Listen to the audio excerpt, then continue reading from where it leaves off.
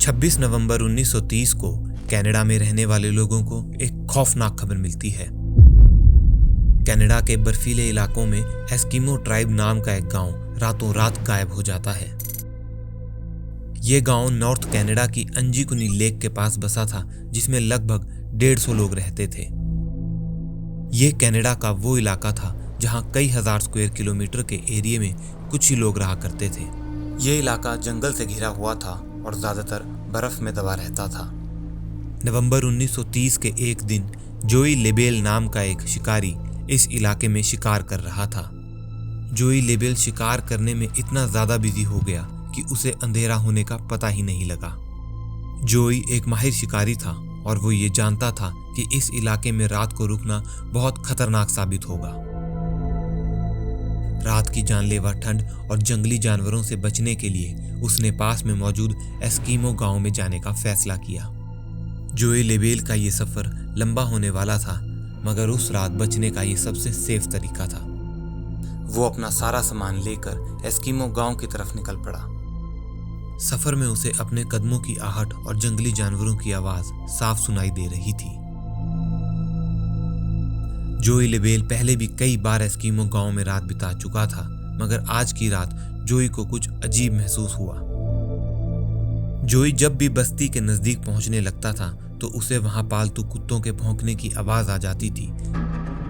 साथ ही में कबीले की चहल पहल भी सुनाई दे पड़ती थी, मगर इस बार वहां पूरा सन्नाटा था। जोई को लगा कि शायद बस्ती के लोग सो रहे होंगे, तो उसने अपने चलने की रफ्तार तेज कर दी। जब दूर से जोई को बस्ती दिखाई दी तो उसने देखा कि वहां मौजूद घरों की चिमनी में से धुआं निकल रहा है, मगर जब जोई गांव में पहुंचा तो वहां उसे कोई भी इंसान नहीं मिला। जोई एक एक करके घरों के दरवाजे खटखटाने लगा, मगर कोई जवाब नहीं मिला।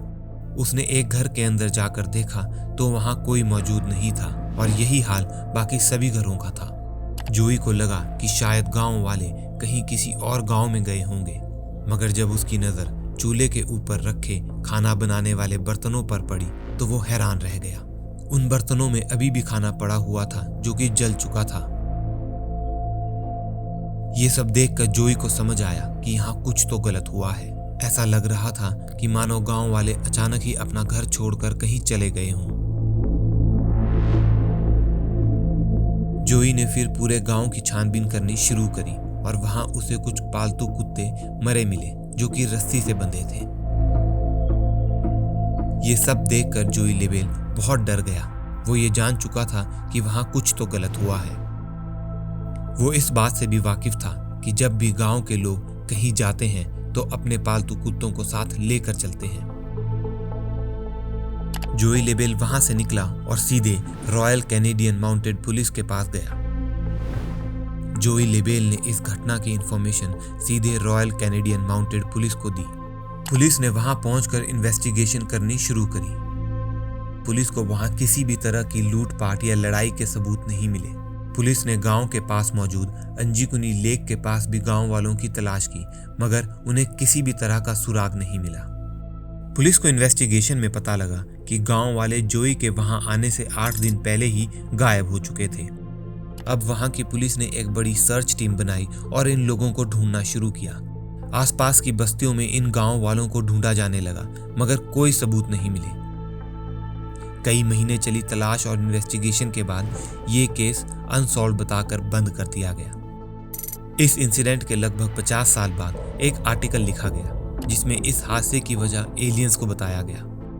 आर्टिकल को लिखने वाले राइटर्स का कहना था कि इस जगह की छानबीन करते वक्त उन्हें कुछ लोग मिले जिन्होंने उन्हें बताया कि उन लोगों ने अंजीकुनी लेक के पास आसमान में तेज रोशनी देखी थी। इस इंसिडेंट से जुड़ी कई बातें सामने आने लगी।